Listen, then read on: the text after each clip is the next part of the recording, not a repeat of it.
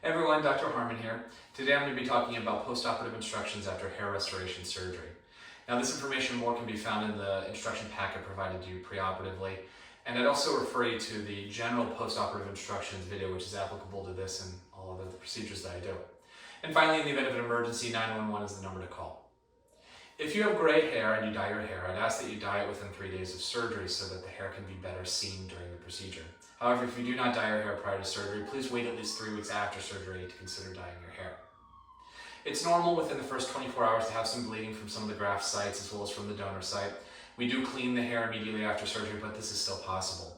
So within the first 24 hours, if you notice some steady bleeding from any of the graft sites or the donor site in the back of your head, please apply gauze gently with some pressure to that site for 10 minutes. If after 10 minutes the bleeding is continuous, please contact the office at 513-813-1400. You'll be able to reach me day or night. You may have a thin layer of tape over your forehead after surgery. This is to reduce the amount of swelling that is expected on your forehead after surgery. And we do expect swelling of your forehead and even of your upper nose and upper eyelids. This is a normal part of the healing process. If it doesn't fall off by day 3, we'd ask that you remove it the 3rd day after surgery. I'd ask that you avoid strenuous activity for the first 3 weeks after surgery. You may go on walks and perform your daily activities. However, please don't lift greater than 10 pounds, bend down below your heart, or otherwise do anything strenuous. It's very important that you keep the donor and the recipient sites out of direct sun exposure for the first month after surgery. Starting 1 week after surgery, you may start wearing a clean, loose-fitting hat, a baseball cap or another type of cap in order to protect your hair.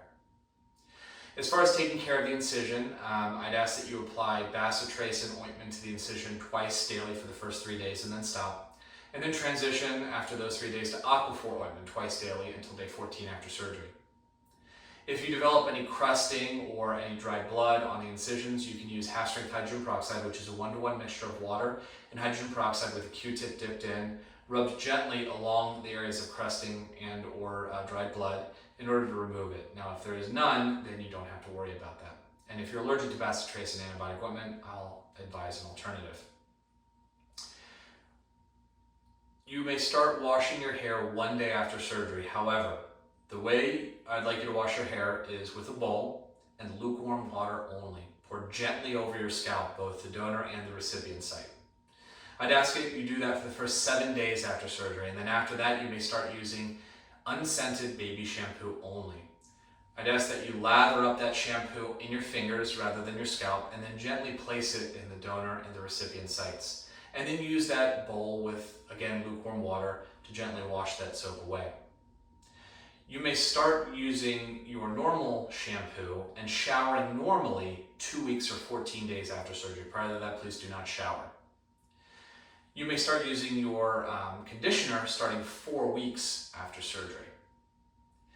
The stitches will be removed from the back of your head if you underwent a strip or FUT procedure approximately 10 to 14 days after surgery.